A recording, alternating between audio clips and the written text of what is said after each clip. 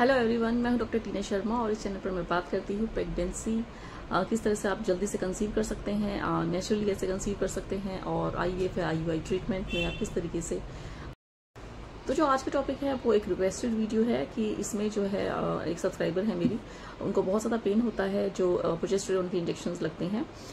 तो आईवीएफ में जो है लगभग 12 वीक तक, शुरू के 12 वीक्स तक ऑलमोस्ट कई बार जो है प्रोजेस्टेरोन के इंजेक्शन लगते हैं जो कि पेनफुल होते हैं। बट मैं आपको ये बता देती हूँ कि सभी को नहीं लगते हैं। यह हॉस्पिटल का अपना एक प्रोटोकॉल होता है। अगर आपका हॉस्पिटल में प्रोटोकॉल है तो आपको 12 वीक्स तक लग सकते हैं, एक दिन छोड़ के एक दिन, या फिर हफ्ते में 2 बार या 3 बार। ये अलग अलग हॉस्पिटल का अपना प्रोटोकॉल होता है। या फिर जिन लोगों को ब्लीडिंग ज़्यादा होती है या ब्लीडिंग होती है तो उस केस में जो है डॉक्टर आपको रेगुलर प्रोजेस्टेरोन की इंजेक्शन दे सकती है। तो एम्ब्रियो ट्रांसफर के बाद ही कई बार प्रोजेस्टेरोन की इंजेक्शन दे दी जाती है, या फिर कई बार अगर ब्लीडिंग होती है तो इंजेक्शन दिए जाते हैं, कई बार बंद कर दिए जाते हैं और फिर बाद में चलते हैं। तो ये हर हॉस्पिटल में अलग होता है। बट हम ज़्यादातर ये मानकर चलते हैं कि प्रोजेस्टेरोन के इंजेक्शन लगते हैं। तो ये आपके डॉक्टर पर डिपेंड करेगा कि आपको ज़रूरत है या नहीं। वो आपकी हिस्ट्री देखकर या आपकी कंडीशन देखकर ही बता सकते हैं कि आपको प्रोजेस्टेरोन की ज़रूरत है कि नहीं है। बट ज़्यादातर केसेस में जब ये लगते हैं तो पेन होता है, क्योंकि ये ऑयल बेस्ड इंजेक्शन होते हैं। तो जब पेन पे होता है तो पेशेंट काफ़ी घबरा जाते हैं कि इतने सारे इंजेक्शन कैसे लेंगे। कि कई बार बीटा एचसीजी के इंजेक्शन भी लगाए जाते हैं, बट वो हफ्ते में 1 या 2 बार दिए जाते हैं। तो इंजेक्शन को लेकर पेशेंट्स काफ़ी डर जाते हैं। पेन होता है तो कई बार गांठें पड़ती हैं, उन्हें पेन होता है बाद में, तो कई बार एब्सेस बन जाती है। तो इन्हीं सारी चीज़ों को मैं आज सॉल्व करने वाली हूँ, क्वेरीज जो हैं। तो सबसे पहले क्या ये सभी को लगते हैं? देखिए, बीटा एचसीजी के इंजेक्शन और प्रोजेस्टेरोन के इंजेक्शन जो है सभी को लगते हैं ज़्यादातर। किसी को कम लगते हैं, किसी को ज़्यादा लगते हैं। तो अब दूसरा क्वेश्चन है कि इससे क्या पेन होता है? तो देखिए, जो प्रोजेस्टेरोन का इंजेक्शन होता है, अगर आपका ऑयल बेस्ड इंजेक्शन है तो उसमें पेन होगा, थोड़ा सा पेन होता है, वो पेनफुल होता है इंजेक्शन, क्योंकि जो ऑयल है वो धीरे धीरे डिस्पर्स होता है।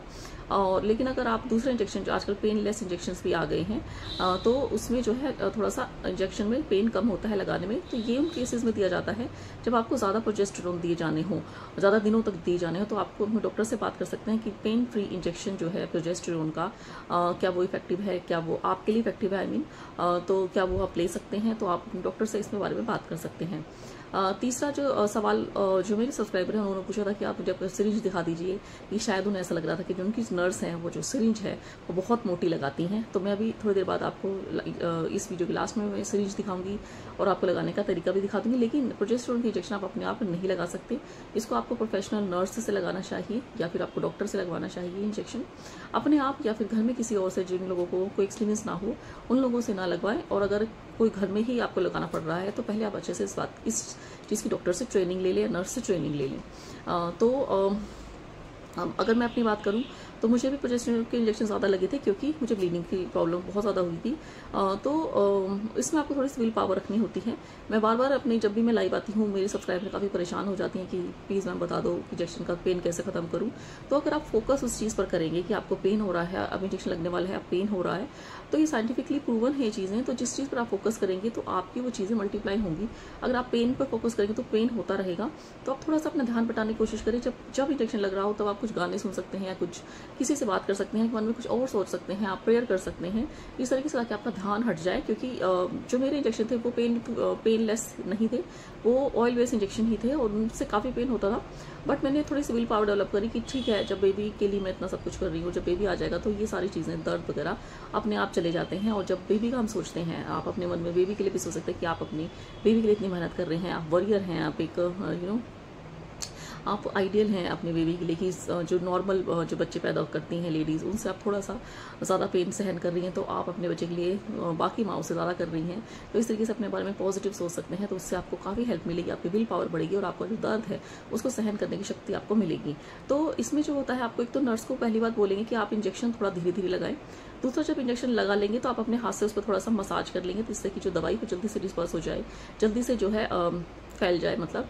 और इसके बाद आप जो है इसको पे गर्म सिकाई नहीं करेंगे, आप इस पे ठंडे बर्फ से या बर्फ को कपड़े में लपेट कर थोड़ा सा सिकाई करेंगे, ठंडी चीज बर्फ से। आई मीन कई बार जो पेशेंट है उनको पता नहीं होता, नेट पे से पढ़कर वो गर्म सिकाई कर लेते हैं जिससे कि एब्सेस बन जाती है। अगर आपको इनकेस फिर भी एब्सेस बन गई है तो आप डॉक्टर से दवाई लिखवा सकते हैं। कई बार एंटीबायोटिक दी जाती है, कई बार एक ट्यूब लगाने के लिए थम्बो दी जाती है, बट आप ये सारी चीजें सिर्फ डॉक्टर की सलाह से ही करेंगे। नेट पर देखकर या वीडियो देखकर आप नहीं करेंगे। आप खासकर आईवीएफ वाले जो है दवाइयाँ और इंजेक्शन है जो भी आप अपनी बॉडी पर अप्लाई कर रहे हैं या खा रहे हैं, बिना डॉक्टर की सलाह से बिल्कुल ना करें। और जो मैं आइस पैक आपको बता रही हूँ ये भी आप अपने डॉक्टर की सलाह से करेंगे, अपने आप कुछ भी नहीं करेंगे कि वीडियो देख ली और मैंने कहा। तो यहाँ तो मैं अपना एक्सपीरियंस शेयर कर रही हूँ कि हाँ, आइस पैक लगाने से मुझे काफी फायदा मिलता है और इसमें आइस पैक ही लगाया जाता है, इसमें गर्म सिकाई नहीं की जाती। लेकिन अगर आपको डॉक्टर से आप पूछेंगे और तभी आप जो है बर्फ की सिकाई, बर्फ से आप उस पर मसाज करेंगे। तो जो सारी चीज़ आपको डॉक्टर से ही पूछ करनी है। तो अब मैं आपको दिखाती हूँ कि जो सिरिंज हो किस तरीके की होती है। तो ये देखिए, ये जो है 3 ml की सिरिंज है। तो कई बार इंजेक्शन थोड़ा ज़्यादा होता है तो 3 ml में डालना पड़ता है, और एक ये है जो ये 5 ml की है। तो इन दोनों में से आप कोई भी जो है सिरिंज से लगवा सकते हैं। और अब मैं दिखाती हूँ आपको, जो नीडल है वो इस तरीके की थोड़ी सी होती है, आप देख सकते हैं।